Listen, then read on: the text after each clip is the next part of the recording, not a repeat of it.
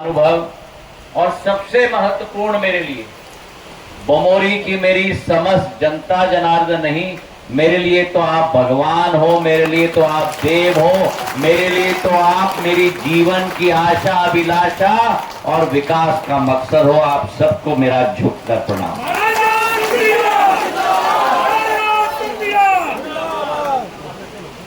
मैं कैसे कहूं, मैं क्या कहूं। बड़ी आशा और अभिलाषा के साथ आपके बीच में मैं आया था। आपके आशीर्वाद के लिए मन में एक ज्वालामुखी तड़प रही थी और जो 7 मई को बमोरी के एक एक गांव, एक एक वार्ड, एक एक नागरिक ने इस भाई को, इस बेटे को जो आशीर्वाद प्रदान किया, मैं निःशब्द हूं आप सबके सामने। मेरे सभी मैं कहता हूं ना, मतदाता मेरे भगवान तुल्य, मेरे दातागण के सामने ज्योतिरादित्य सिंधिया निःशब्द। जो आशीर्वाद बमोरी की जनता ने प्रदान की, साधारण तौर पर विधायक को चुना जाता है, सांसद को चुना जाता है, कहते हैं कि 5 साल आपकी पूरी सेवा करेंगे,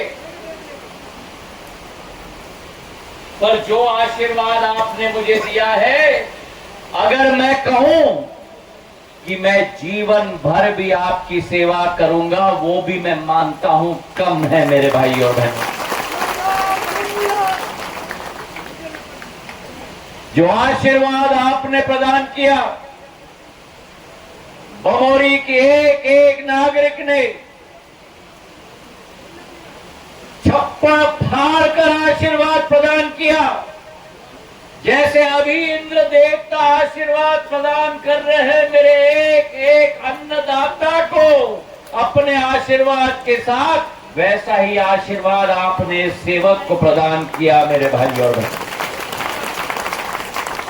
मैं अगर आपसे पूछूं अभी कि इस इंद्र देवता का आशीर्वाद एक एक बूंद को आप गिनो तो क्या संभव है? संभव है? और वैसे ही जो आपने आशीर्वाद दिया, वोट की तो गिनती होती है। 86,000 का मार्जिन बमोरी में, 5.5 लाख का मार्जिन करीब करीब पूरे गुना, शिवपुरी और अशोकनगर को मिलाकर गणित तो हो जाती है, पर ये लेखा जोखी की गणित होती है। आपका प्यार का तो कोई गणित ही नहीं है मेरे भाई और बहन। और इसलिए मैं निःशब्द हूं। मैंने सदैव कहा है, ये मेरा संसदीय क्षेत्र नहीं केवल, आप केवल मेरे मतदाता केवल नहीं, आप मेरे परिवार के सदस्य हो। और इसलिए आज इस मंच से मैं ऐलान करता हूं, इंद्र देवता के आशीर्वाद के पहले पूरे क्षेत्र में बड़ा उमस का वातावरण था। तापमान तो 42-43 डिग्री था, पर पसीना ऐसा छूट रहा था जैसे कि तापमान 60 डिग्री का हो। सही है कि नहीं? जहां आपका एक एक बूंद पसीना का टपका है, अगर आपको किसी भी समय में मेरे पसीने की जरूरत नहीं, लेकिन मेरी खून की जरूरत हो, तो वो खून भी एक एक बूंद आपके लिए हाजिर है मेरे भाइयों। जो एक नया कीर्तिमान और मैं धन्यवाद अर्पित करना चाहता हूं उस मंच पर बैठे हुए एक एक खड़े हुए एक एक सेनापति को, क्षेत्र के हमारे सेनापति, बाहर से आने वाले जो मेरे साथ दिल के साथ जुड़े हुए लोग, जिन्होंने अपना पूरा समय दिया, एक एक मेरे सर सेनापतियों को, मेरे मतदाताओं को मैं दिल के गहराइयों से धन्यवाद अर्पित करना चाहता हूं। ये जीत केवल बमोरी विधानसभा की जीत नहीं है, ये जीत केवल गुना संसदीय क्षेत्र की जीत नहीं है, ये जीत यहां बैठे हुए एक एक सर सेनापति की जीत नहीं है, ये जीत आपकी जीत है।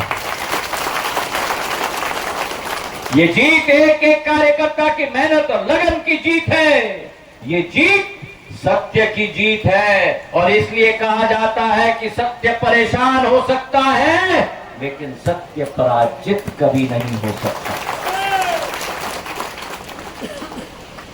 और आज इस मंच से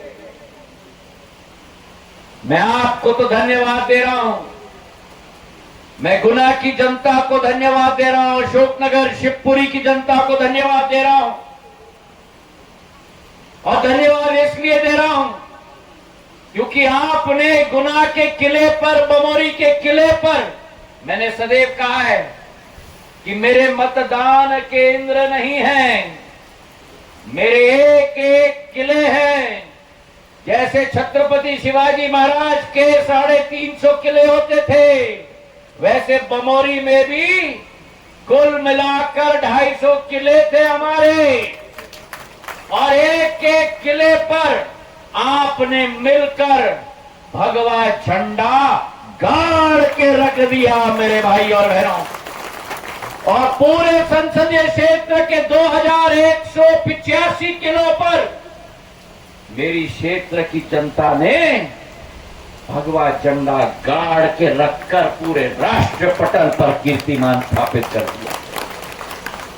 लेकिन जहां गुना ने एक प्रचंड कीर्तिमान स्थापित किया है, वहां गुना के साथ साथ समूचे ग्वालियर चंबल संभाग की जनता को मैं भी धन्यवाद अर्पित करना चाहता हूं, क्योंकि मुरैना में, भिंड में और ग्वालियर में भी छत्रपति शिवाजी महाराज और भारतीय जनता पार्टी का भगवा झंडा गाड़ के ग्वालियर चंबल की जनता ने छोड़ दिया।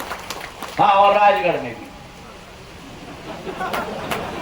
इसलिए तो मैंने लाइन कहा कि सत्य परेशान हो सकता है लेकिन सत्य राजगढ़ में भी पराजित नहीं हो सकता।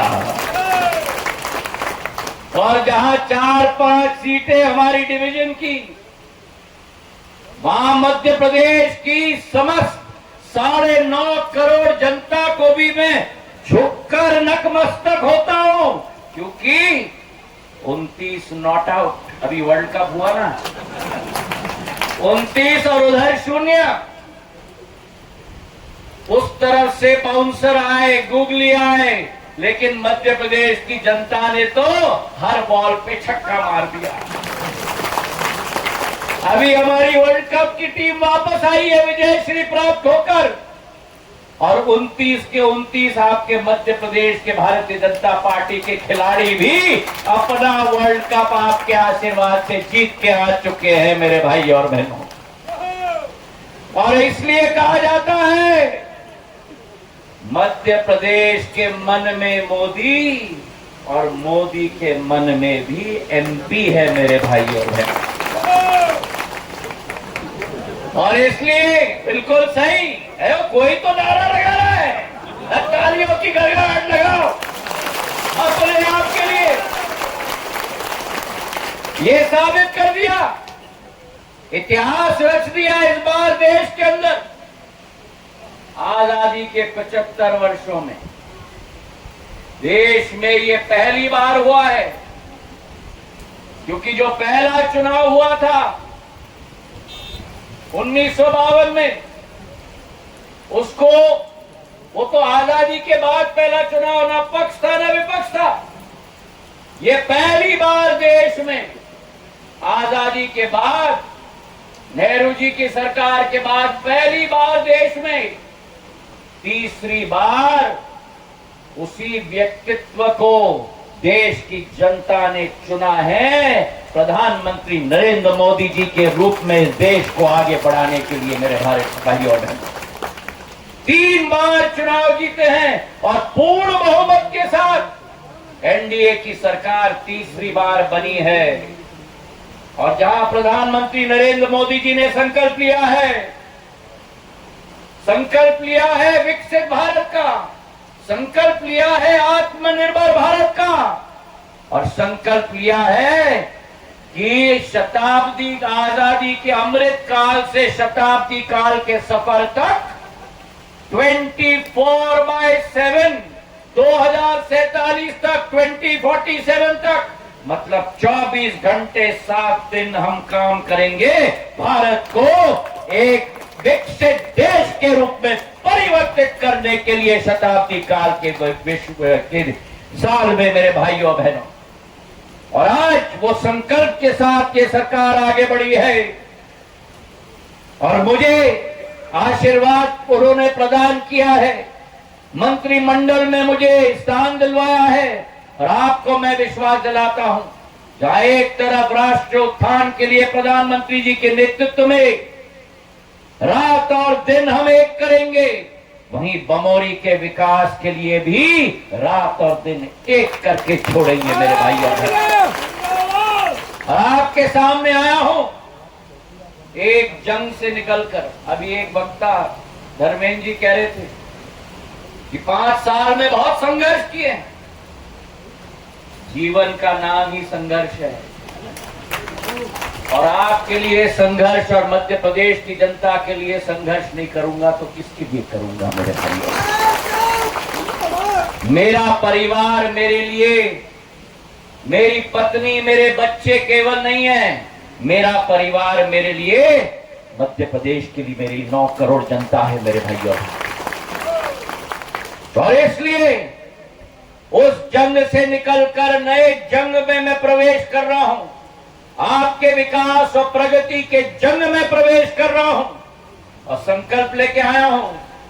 मेरा पहला संकल्प कि 5 साल में जो इस समूचे क्षेत्र में माफिया ने अपना पैर बैठा के रखा है, हर तरीके माफिया का निपटारा आप और हम मिलके करेंगे। मेरे भाइयों बहनों, ना यहाँ रेत माफिया, ना यहाँ भू माफिया और ना यहाँ राशन का माफिया, सभी को खाड़ के फेंक कर फेंकेंगे यहाँ बमोरी और गुना क्षेत्र से।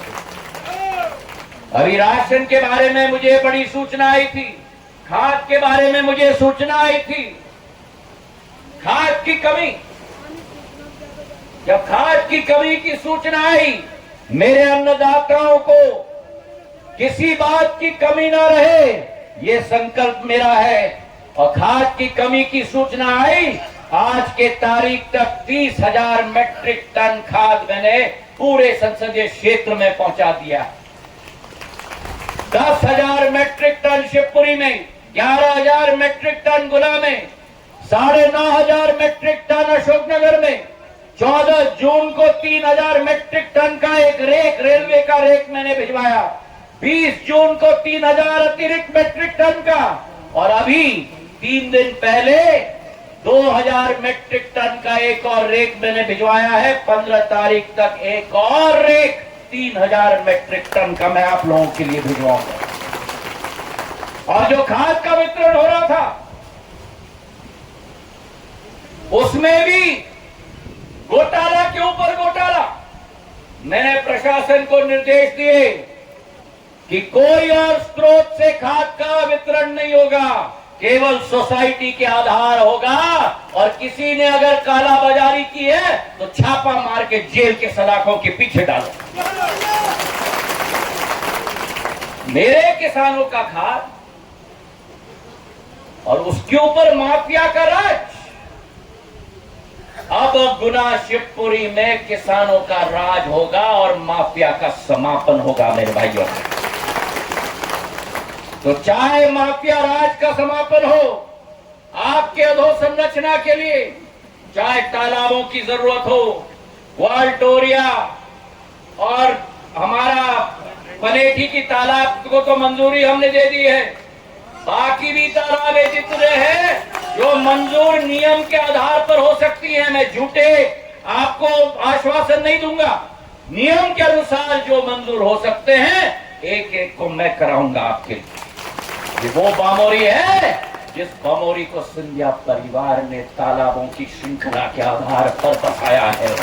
चाहे वाडिया नाला हो, भैंसा टोरी हो, सिलावटी हो, एक एक तालाब यहाँ सिंधिया परिवार ने बनाया है। तो अगर सिंधिया परिवार का वंशज खड़ा है और कुछ बने या न बने, आपके तालाब बना के मैं आपको